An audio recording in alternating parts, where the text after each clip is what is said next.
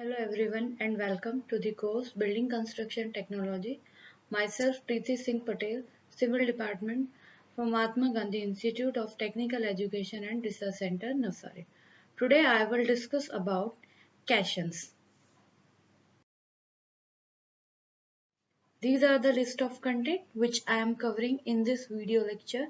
Caisson, types of caisson, sinking of caisson, tilting of caisson and shifting of caisson. So let's start. What is caisson? Caisson is derived from French word caisse meaning a box. Okay. So what is caisson? Caisson is a water tight structure which are constructed in connection with the excavation for foundation of pier, bridge, abutment in river and lake dock structure, foreshore protection, etc.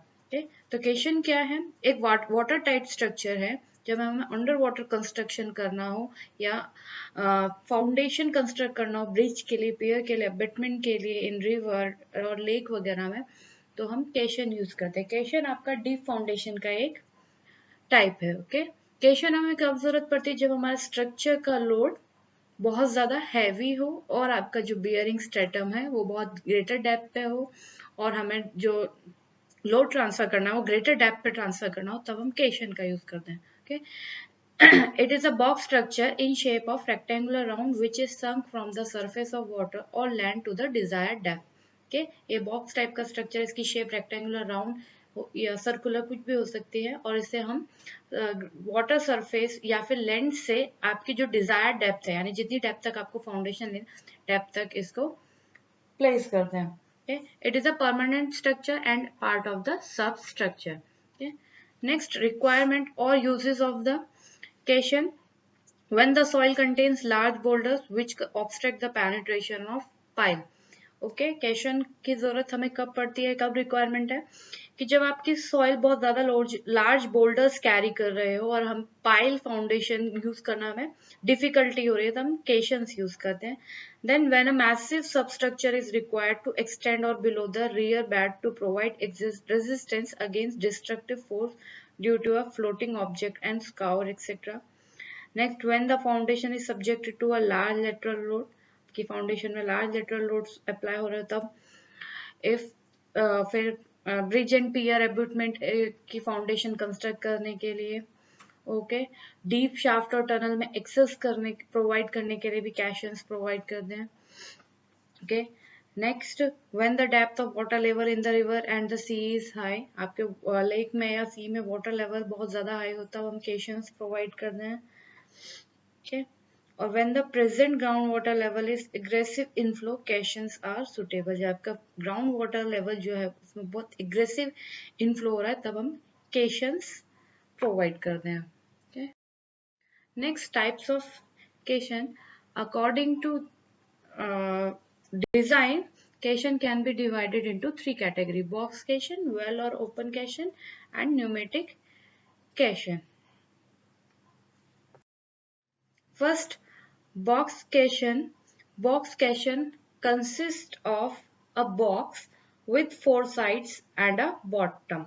Okay, box caisson किससे बनता है? 4 sides और एक bottom. The top of these box is open and the concrete box is fabricated on the ground. इसका top portion open होता है and the concrete is fabricated on the ground for the ceiling purpose. Okay, it is made of timber, steel or RCC. Then it is built on land, cured and then float or launched to a pier site where it is placed in position. ये क्या होता है? Box station आपके land पे construct होते हैं, build करते हैं, देन उसकी प्रॉपर क्योरिंग करते हैं, देन आपकी जो प्रॉपर पोजीशन है पियर कंस्ट्रक्शन के लिए, फाउंडेशन कंस्ट्रक्ट के लिए, ब्रिज फाउंडेशन कंस्ट्रक्ट करने के लिए, उसे हम साइड पे ले जाते हैं, फ्लोट करते हैं, देन उसको लॉन्च करते हैं. नॉर्मली इसे हम शैलो डेप्थ. कैशन बॉक्स कैशन में क्या होता है? कैशन is sunk by filling sand, gravel और concrete in the empty space inside. Okay already name suggest कर रहा है कि आपका बॉक्स कैशन है तो अंदर का पोर्शन जो क्या होता है? एम्प्टी होता है. तो उसमें हम क्या करते हैं? सैंड, ग्रेवल और कंक्रीट फिल करके उसको उसकी पोजीशन पे या वाटर में हम संक करते हैं. The place where the caisson base is to rest must be levelled. As such, box caisson are required in place where the strata of sufficient bearing capacity is available near the ground. Okay, जहाँ पे हम कैशन अपने required या desired depth पे जहाँ place कर रहे हैं वो आपका लेवल सरफेस होना चाहिए जिससे हम उसे इजिली प्लेस कर सके। In normal practice the soft natural bottom soil of the river bed is dredged out to some depth and the trench thus formed is filled with the sand to have a level base. Normally आपका क्या होता है, river की जो bed होता है उसकी जो सॉइल होती है वो सॉफ्ट सॉइल होती है, नेचुरल सॉफ्ट सॉइल होती है। तो उसको हम क्या करते हैं, पहले डिरिच करते हैं एक सर्टेन टैप से, देन ट्रेंच फॉर्म करते हैं और उसको हम सैंड से फिल करके एक लेवल बेस प्रोवाइड करते हैं बॉक्स कैशन के लिए जिससे हम उसे इजिली प्लेस कर सकें। Then the function of the sand layer is to uniformly distribute the superimpose load over the soil below and thus avoid tilting of the caisson. Sand layer का main purpose क्या है कि वो जो आपका superimpose load है superstructures का उसको यूनिफॉर्मली डिस्ट्रीब्यूट करे over the soil.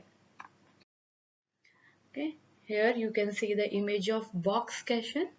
Okay, in this image आप देख सकते हैं कि बॉक्स कैशन एकदम बॉक्स टाइप का स्ट्रक्चर है, चारों साइड की वॉल है, देन बॉटम पोर्शन आपका कंक्रीट से सील किया गया है। कंक्रीट अंडर वाटर हम ट्रीमी मेथड के थ्रू फिल करते हैं। देन आपका बॉक्स कैशन को सैंड से अदर मटेरियल से फिल अप किया गया है रिक्वायर्ड जिससे हम उसे वाटर में इजिली संक कर सके। Okay, here you can see the actual image of box caisson. इधर ये क्या करती है, टॉप प्लग से जो लोड आ रहा है वो बॉटम प्लग को transfer. Next single well open caisson, this is a box type structure having no top और bottom, okay, and mainly consist of vertical walls. The method of construction of typical single well open caisson is described below. Wherever necessary, the site is made dry by dewatering the area by adopting suitable method. Okay, तो open well कैशन का हम construction और placing किस तरीके से करते हैं कि आपकी जो साइड है, जो नेसेसरी साइड है, वहां पे हम पहले उसको ड्राई करते हैं और डिवाटरिंग करते हैं by using some method like coffer dam construct करके, शीट पाइलिंग करके, पंप के थ्रू वाटर उस एरिया को डी वाटर करते हैं और उस एरिया को जो आपकी नेसेसरी साइट है, जो आपकी साइड है, उसको ड्राई करते हैं। देन एक सुटेबल साइज का पिट क्रिएट करते हैं, पिट एक्सकवेट करते हैं where the caisson is to be sunk, जहां पे आपका कैशन संक होगा। Then the cutting edge is then placed at the bottom of the pit. Above the cutting edge, the wall reinforcement are suitably tied up and the shuttering for casting the concrete wall is erected. Okay. Then हम जो आपका cutting edge है वो bottom of the pit पे place करते हैं और cutting edge के अबव हम जो रेनफोर्समेंट पूरी टाइड अप करते हैं, देन कंक्रीट वॉल के लिए शटरिंग करते हैं। Next, the caissons wall are then concreted in lift to a suitable, and when the freshly laid concrete has gained sufficient strength, okay, sinking operation is started. जैसे आपकी concrete gain strength gain कर लेते हैं, then उसका sinking operation हम start करते हैं और कैशन को उसके खुद के वेट से ही soil में sink करते हैं। When the soil from the space inside removed by use of clam shell or any other method. As sinking proceed, additional section of the caisson walls are successively cast. Sinking is stopped while each section is concreted and it is resumed only after the concrete section has gained sufficient strength. Okay, हम क्या करते हैं, sinking हम stop while each section is concreted. Sinking हम तब तक stop कर देते हैं जब आपका जो कॉन्क्रीटिंग का सेक्शन पूरा कंप्लीट हो जाता है। When the caissons is sunk to the required depth, its base is plugged by providing 15 to 45 meter thick layer of concrete. जैसे ही आपका कैशन रिक्वायर्ड डेप्थ पे संक हो जाता है, उसके बाद हम उसका जो बेस है कि एक 15 टू 45 थिक लेयर कंक्रीट से उसको सील कर देते हैं जिससे आपका वाटर आपके फाउंडेशन में एंटर कर सके। The concrete for the seal is placed by which of tremie pipe और by a bottom dump bucket. Okay, उसमें जो कंक्रीट फिल करते हैं हम ट्रिमी और बॉटम डब बकेट से फिल करते हैं। After the concrete seal has set, the water inside the caisson is pumped out and the empty space is filled with sand and gravel. And the rate of sinking of the caisson is always slow because the downward movement of the caisson is resisted by the skin friction of the ground on its well. At times, the skin friction becomes so great that the caisson does not sink even after all the earth has been dredged out from the inside clean down to the cutting edge. In such situations, sinking is restored to by loading and the caisson with additional weight in the form of rails, ingots, block of steel, etc., which are removed afterward.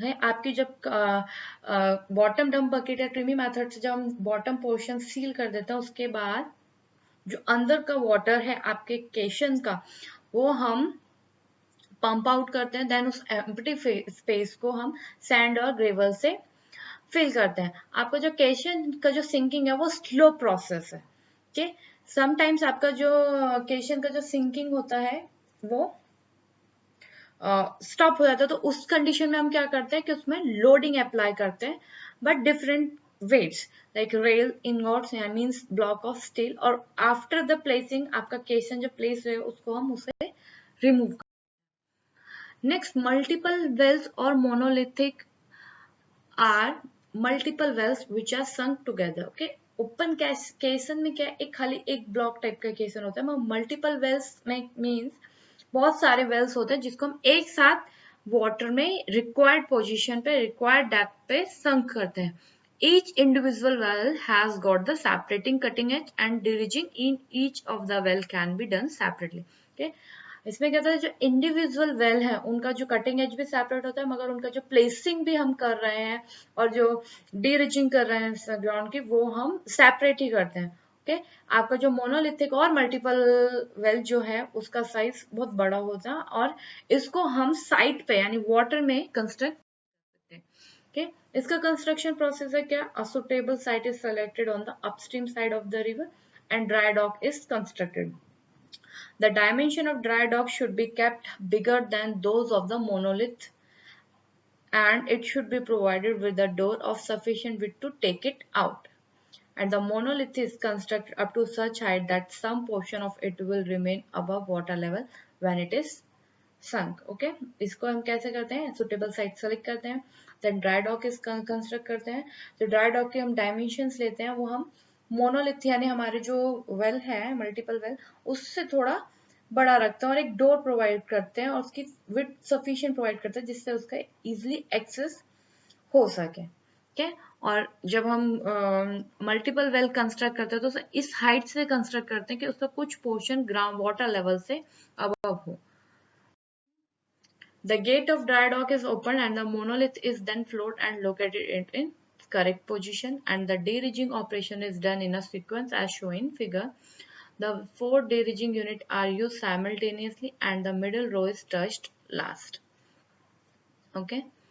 After derigging to the required depth, the whole monolith is gradually sunk uniformly up to the required level and the bottom is provided with a concrete seal and the well are filled with the concrete and the cap is provided at the top to finish up the construction of monolith. Okay, जो आपका dry dock का जो gate है उसे हम open रखते हैं और मोनोलिथ को हम फ्लोट करके करेक्ट पोजीशन पे लोकेट करते हैं. देन डीरिजिंग ऑपरेशन और सीक्वेंस जो है उसका उस सीक्वेंस से हम उसको करते हैं अपनी रिक्वायर्ड डेप्थ तक. देन जो होल मोनोलिथ है उसको हम ग्रेजुअली यूनिफॉर्मली संक करते हैं at a required level and then उसके बाद जो उसका बॉटम लेवल है उसको हम कंक्रीट से सील कर देते हैं. Next is cylindrical open caisson. Cylindrical open caisson is also known as well caisson. This type of caisson is similar in all respect to the single wall open caisson except that it is circular in plane. Okay, और normally आपके सारे कैशन same ही है मगर उसका जो design है वो change हो गया. जैसे सिंगल वेल में खाली एक वेल था, मोनोलिथिक और मल्टीपल वेल में हम नंबर ऑफ वेल्स को एक साथ डिजायर्ड लोकेशन पे डिजायर्ड डेप्थ पे संक कर रहे थे. और सिलिंड्रिकल ओपन कैशन में क्या है कि आपका जो उसकी डिजाइन है वो सर्कुलर है. Method of construction and placing is similar to the single wall open caisson. Okay. Next, pneumatic caisson. Pneumatic caisson is closed at top and open at the bottom during construction. Okay, pneumatic caisson में कैसा होता है कि उसका top और bottom दोनों ही actually close होते हैं मगर एट द ड्यूरिंग कंस्ट्रक्शन उसका बॉटम पोर्शन ओपन होता है और टॉप पोर्शन क्लोज होता है, मगर आफ्टर द कंस्ट्रक्शन उसका बॉटम पोर्शन भी हम सील कर देते हैं. The water is excluded from the caisson chamber by means of compressed air. Okay, और न्यूमेटिक कैशन में जो वाटर है हम कंप्रेस्ड एयर के थ्रू रिमूव करते हैं. इसका कंस्ट्रक्शन भी आपका सिंगल वॉल और मल्टीपल वॉल टाइप्स का, सिंगल वॉल सॉरी, मल्टीपल नहीं, सिंगल वॉल टाइप का इसका कंस्ट्रक्शन प्रोसीजर सेम है. ओके, इसमें क्या है, आपका जो वर्किंग चैम्बर है और शाफ्ट एयर टाइट होती है. ओके, जिससे वर्कमैन जो है एंट्री करते हैं और एग्जिट करते हैं, और जो हमारा एक्सकवेशन वर्क है और जो सॉइल है उसको हम रिमूव करते हैं. Okay. Pneumatic caisson has two airlocks. Through one airlock, workmen go down for working, while through the other, excavated material is taken. An airlock essential consists of steel chamber having two air tights. Okay. Pneumatic caissons में आपके दो airlock होते हैं, जिसमें से एक airlock में से वर्कमैन आपके डेप्थ पे जाते हैं, वहां से वर्किंग स्टार्ट करते हैं, और दूसरे से जो एक्सकवेटेड मटेरियल है वो निकालते हैं. और दो एयरलॉक्स जो हैं वो स्टील चैम्बर से बने होते हैं, और वो एयर टाइट होने चाहिए. Okay. Thereafter, the outside door is closed and the pressure inside the airlock is raised slowly. When the pressure inside the airlock becomes equal to the pressure in the caisson, the door of the airlock which leads to the air shaft is open and the workman goes down the air shaft with the help of ladder and installed therein. Okay.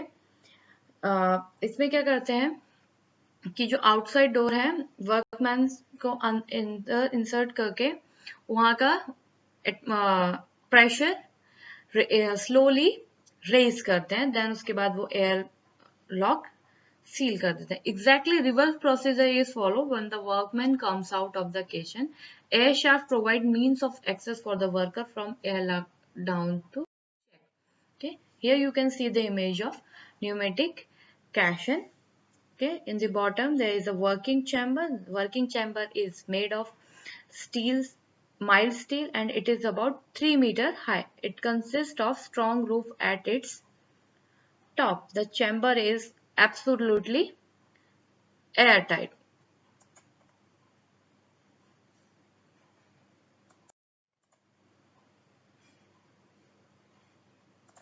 Here, this is your working chamber. Next, air shaft. This is your air shaft.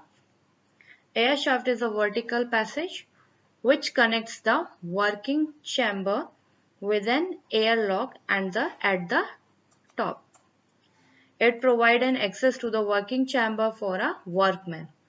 Then airlock. Airlock is a steel chamber provided at the upper end of the air shaft above water level. The purpose of providing air lock is to permit the workman and material to go out into a. Okay. Next, pneumatic caisson sickness. When workers working under compressed air inside the working chamber, they suffer certain type of disease when they return to the atmospheric pressure. Okay, मैंने आपको already बताया कि pneumatic कैशन में क्या करते हैं कि compressed air के थ्रू वाटर रिमूव करते हैं, और देन वर्कमैन को एक प्रेशर के उसमें वर्क करना होता है. उसकी वजह से उनको एक सर्टेन टाइप का डिजीज हो जाता है. जब वो नॉर्मल एटमॉस्फेयर में रिटर्न होता है, उस डिजीज को हम बोलते हैं केशन सिकनेस और केशनल डिजीज. इसके मेन सिम्टम्स क्या है? Dizziness, double vision, headache, trouble to speaking and pain in. So what precaution we can take? So no person should work for more than one shift in a day. Shift should be not exceed 12 hours. Okay, एक person सिर्फ एक shift के लिए काम कर सकता है एक दिन में. Okay, और उसके जो शिफ्ट के आवर्स हैं वो 12 आवर्स से ज्यादा नहीं होना चाहिए. जो आपका वर्किंग चैम्बर में जो टेम्परेचर वो 25 डिग्री सेंटीग्रेड होना चाहिए. The main locks should be well ventilated and person with strong heart, low blood pressure and good circulation should be employed on the work. Next, use of alcoholic drink should be prohibited. Medical facility should be available near the work. The worker should take enough meal before the shift start. All the passage, shaft, etc. of the caisson should be well ventilated and properly lighted, and the worker use main lock for entry, interval, and exit. Next, sinking of caisson. Mainly following methods are adopted: air and water jet, blasting, loading, sand. So first, what air and water jet. In this method, water jet is provided near the cutting edge to reduce the skin friction in the wall of caisson. Okay, water and air jets के through हम sinking करते हैं. इसमें क्या करते हैं, जो आपका कटिंग एज है उसके साथ हम वाटर जेट प्रोवाइड करते हैं जिससे वो सॉइल को लूजन अप करता है और आपका जो सॉइल का निफिंग है वो इजिली हो सके. एंड द एयर और water is force through the jet which facilitate the sinking of caisson.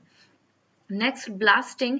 Blasting में क्या होता है, एक्सप्लोसिव मटेरियल को हम एक्सप्लोड करके जो आपके सॉइल में ऑब्स्ट्रक्शन है लाइक रॉक, बोल्डर, उसको रिमूव करते हैं और जिससे हम उसका सिंकिंग प्रोसेस easily कर सके.